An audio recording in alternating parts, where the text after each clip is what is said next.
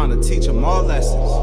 Yeah. Whoa. Yo, welcome to this week's episode of Hardwood Confessions, your weekly hoop confessional where we speak to hoopers and sports industry professionals alike to speak their truth about basketball. My name is Tay, I'm your host, and we got a very special guest here today, Mr. Ming Ciao by way of Los Angeles. How are we doing today, brother? Doing fantastic, my brother. Thanks for asking. Already.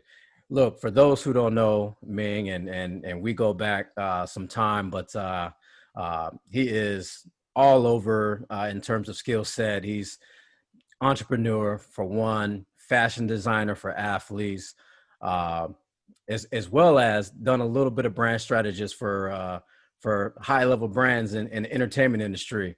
And I mean, I can run down his resume. It'll take long, but I mean, just to kind of give you guys just a quick, he's worked with HBO, Warner Brothers, Fear of God. In terms of entertainers, he's worked with Justin Bieber, Chris Brown, and with athletes, he's worked with Kevin Durant and Draymond Green most recently. So he's well-versed in entertainment industry, fashion, and man, I can keep going, but we're gonna end it at that, Ming. So with all that being said, like basketball, I understand you played, back in the day. How that introduction come, man? Basketball is life, and it was my father that introduced me to that. Nice. And I remember I was back in seventh grade. Oh, actually, I was right when I graduated from elementary school. Yeah. That summer, Mm-hmm. that's when my dad put a ball in my hand. Nice. And I just fell in love with that ever since. Nice. And so did you have like a specific player, outside of your dad? Like when you did get introduced to it, was there like an NBA guy that you were like, all right, I like watching him? And I what's crazy thing is I was born overseas initially, Okay. from Taiwan. Okay. And I remember my dad brought me, there was an exhibition game with, it was the Lakers and Celtics Okay. and Bird and Magic. Of course. And ever since then, our family has been divided. My dad has, Gotcha. my dad has been the Lakers fan, and I've been Right. the Boston fan for a very long time. Yeah. And there was, during that time, there was another tournament called the Jones Cup, where the U.S. was sent their kind of, quote unquote, the best college athletes.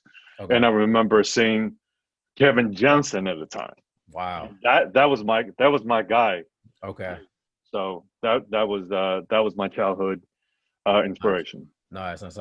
And when you did get to high school eventually, I'm sure you played a little bit. Was there anybody, because I know you're from LA, so I know there's a lot of hoopers that come from LA. Was there anybody that maybe you didn't play against, but you knew that was kind of in that area during that time where you was like, oh my goodness, like Right. big? So I actually play for Division 4 for a school in LA Unified District. So in the same district, in those years, there was a gentleman named Paul Pierce. Oh yeah, nobody special. That's all. And I remember he used to come out, and man, I didn't know who he was at the time, but he would come,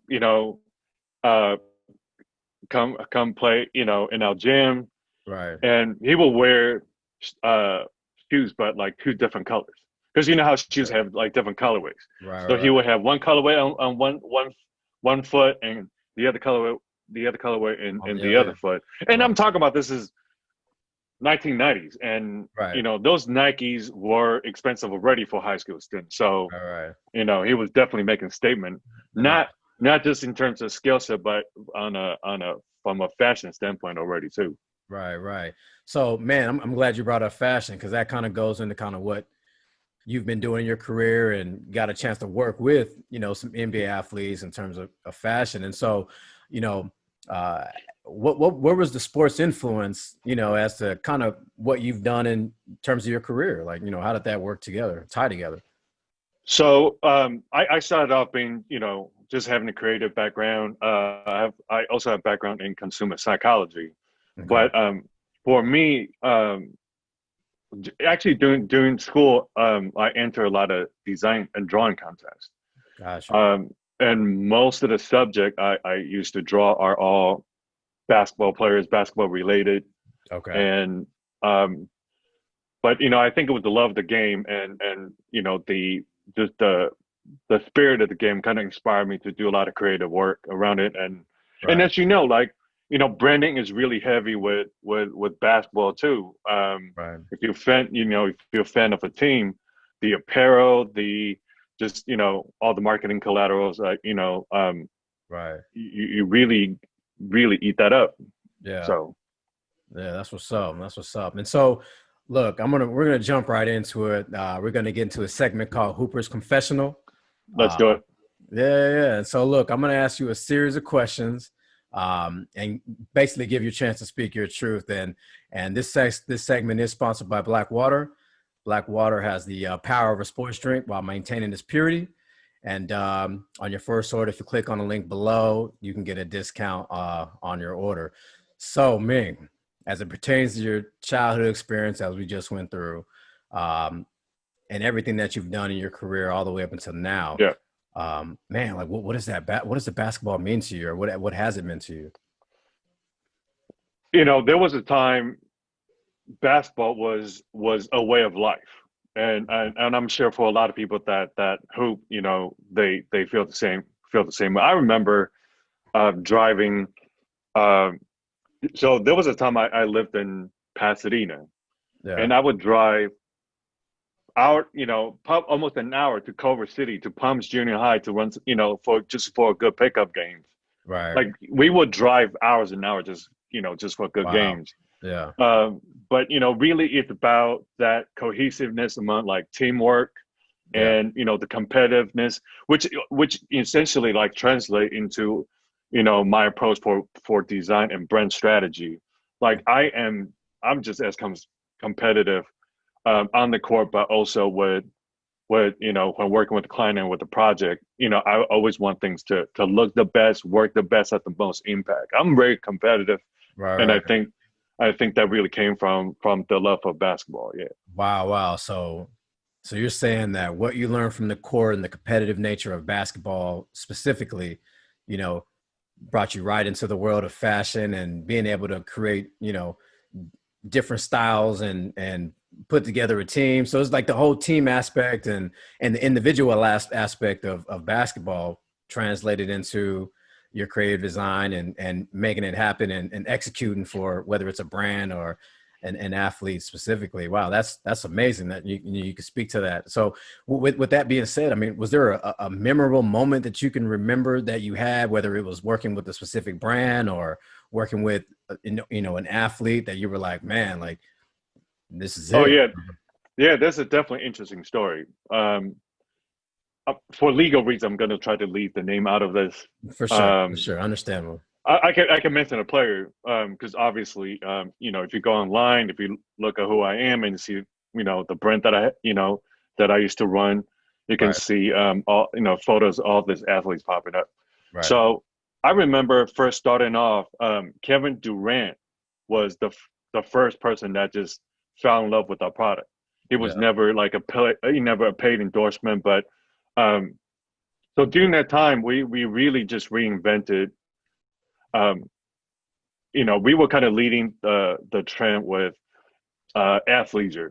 I mean, the right. term was not even invented at the Wasn't a time. thing yet, yeah. No, but we really geared our design and our cuts for athletes, especially hoopers. Right, So for a gentleman like Kevin Durant, who's tall and slanky, right, our stuff just fit him, perfectly. right, So he fell in love with our brand, and um, he was just wearing our stuff. When he went to New York and when he got baptized with the pastor from Hillsong, okay, when we did all this, when he was on the cover of the NBA 2K game, right, when he right, did the interview, when he did right, commercial, he was wearing all our stuff.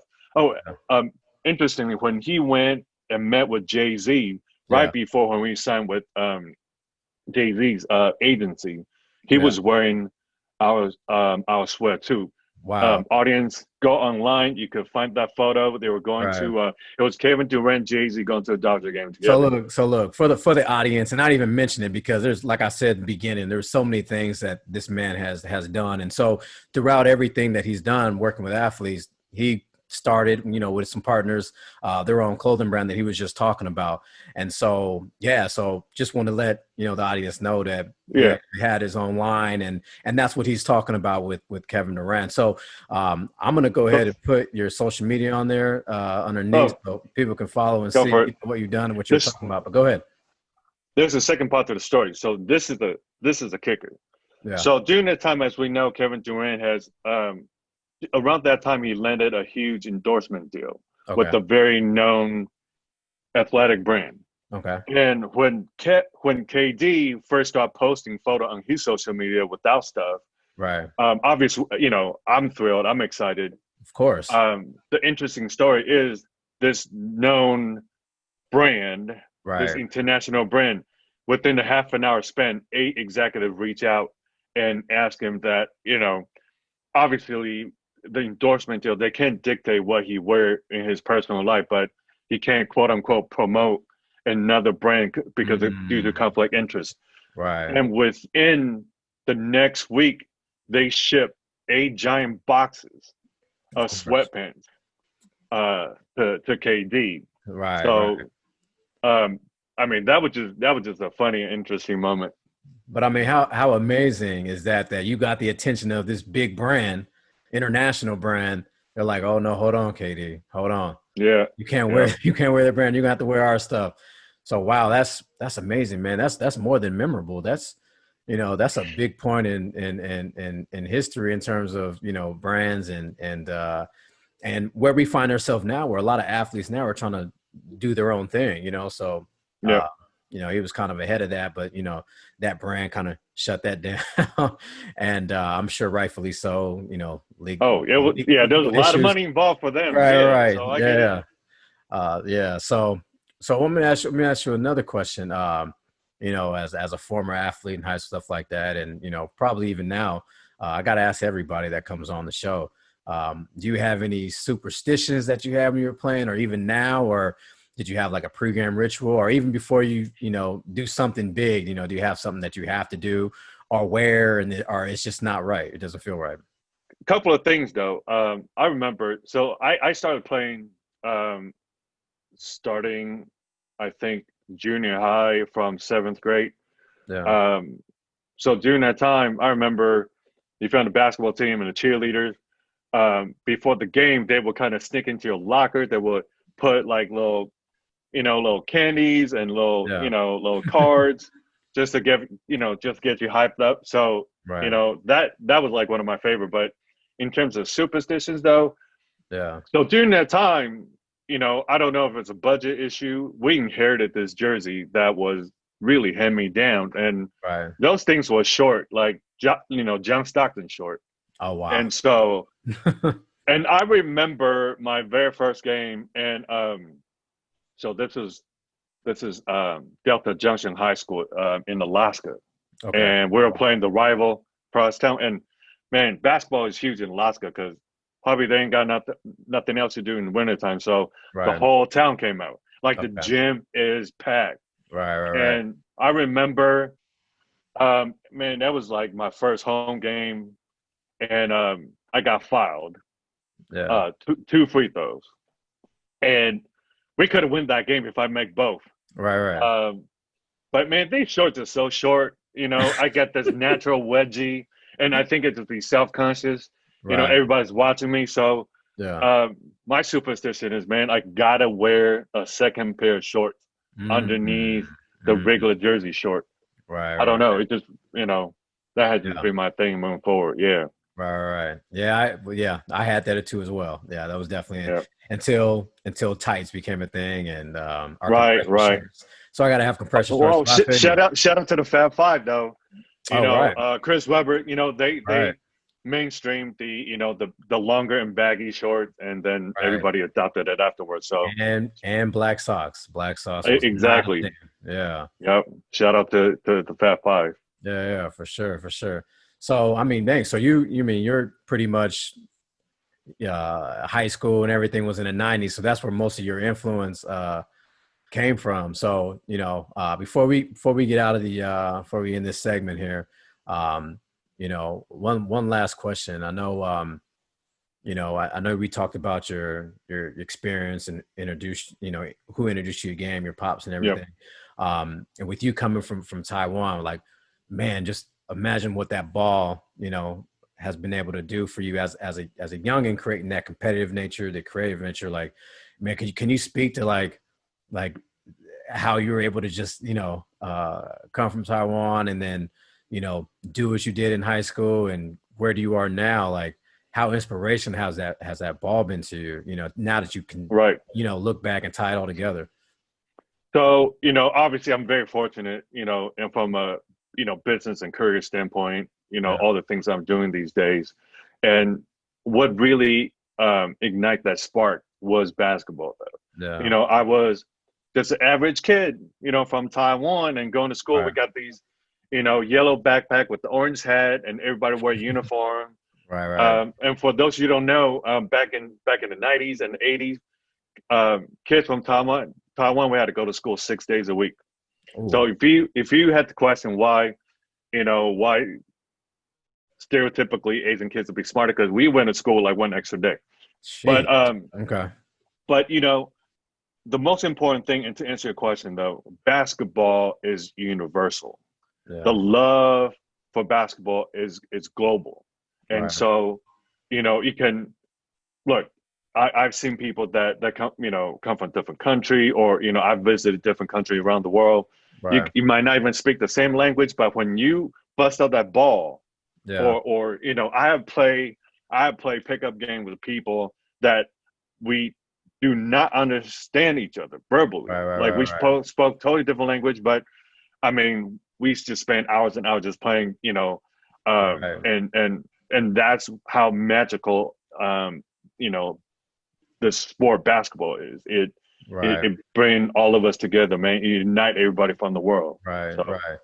And that's amazing. And I'm going to speak to that right now, but we're going to go ahead and end this segment. So I appreciate those answers. But going back to what you said, and it's true because I was fortunate enough to be in China with one of my clients as he was playing with the CBA, and I was out. You were out there with me in the home office or the campus of in Beijing of Li Ning, and got a chance to pitch a project for my client for his endorsement.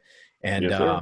and so when you're talking about that ball and language barrier stuff like that, I was able to see like, wow, I got my guy Ming with me, and he's able to speak the language and relate in terms of the culture, and we were able to work together and get all that done and accomplished. So that's I'm just speaking to what you just said, and that's amazing. You kind of brought that the light to me. So I appreciate that. But so with all that being said, and I know, we speak very often, and I know you've done recently this year, you did some projects with the United Nations.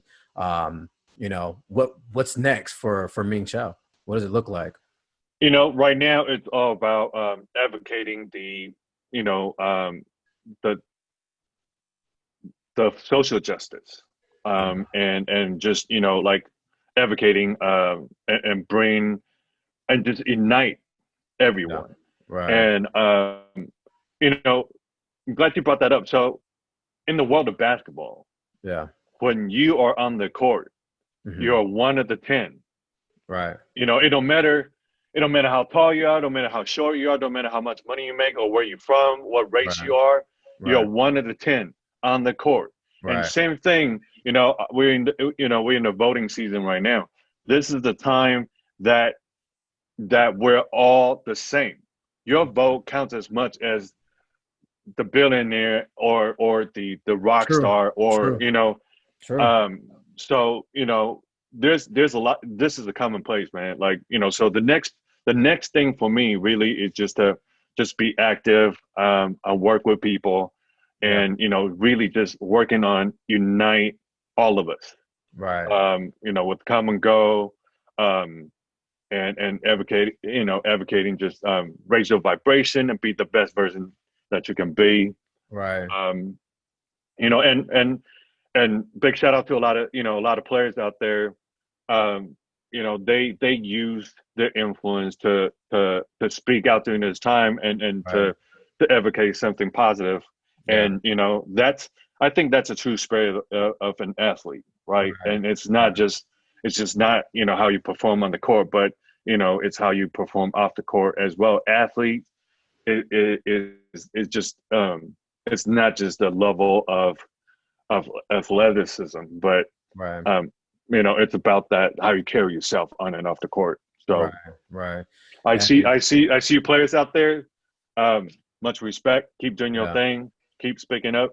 Yeah, for sure. And then I'm glad you brought that up as well, because you know, we are in a climate where that those positive vibes are definitely needed. So just like yourself, I'm very ecstatic and glad to see that, you know, our stars in the NBA and other sports platforms are using you know, their platforms for the greater good and help unite and bring people together and just, you know, overall just positive vibes. I think that's really, really important, you know, for us to kind of move on and move together as one. Yeah. So, well, that's cool. So I mentioned it before, but I'm gonna go ahead and put your social media on as well. So those that are listening and those that are watching on YouTube and Apple Podcasts, you know, they'll be able to, you know, see that and follow you. So if real quick, if you want to just go ahead and just, you know, what your Instagram handle is and, you know, for those that are listening.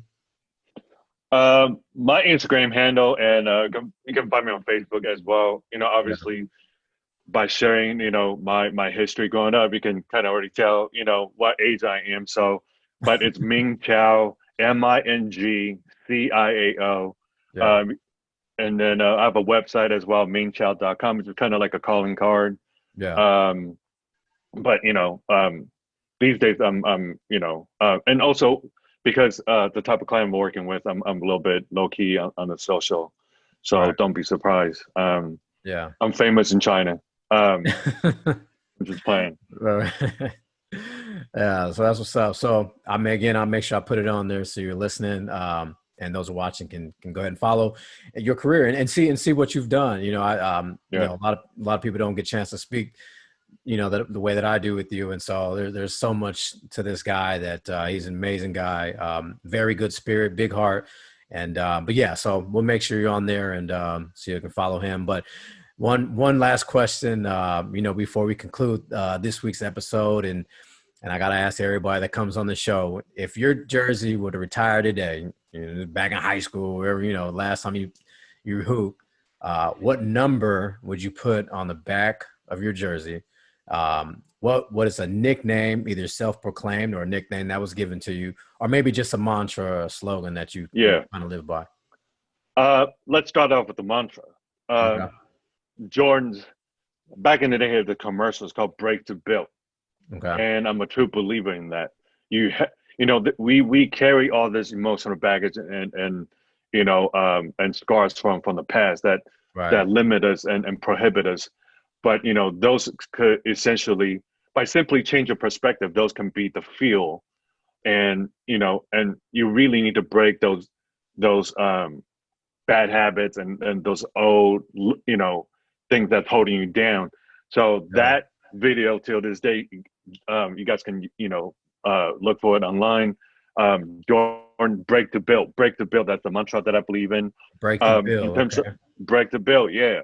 Yeah. In terms of nicknames, though, I was given the nickname of the quickest hand in the league Okay. back in high school. So Okay. so that was earned. Yeah. And in terms of the number I would love to retire is number 8, Number and 8. that Okay. come from that was the Scottie Pippen's number from the original Dream Team.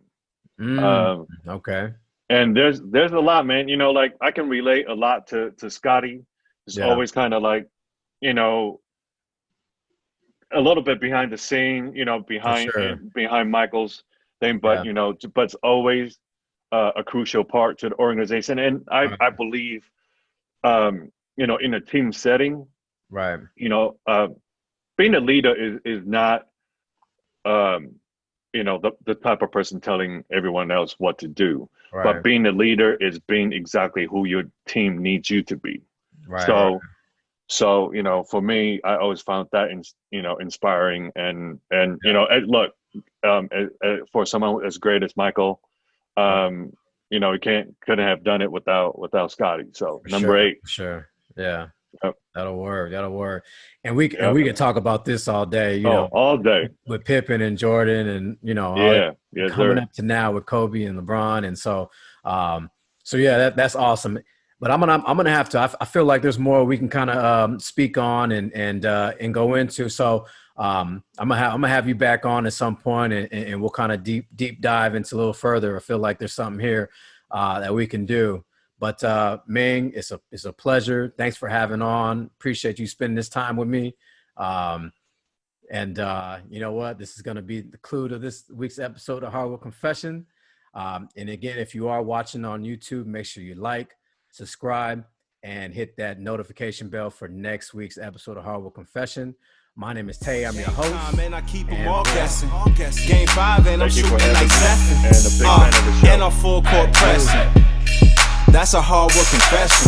Feel it. Here comes Chicago. 17 seconds. 17 seconds from game 7 or from championship number 6.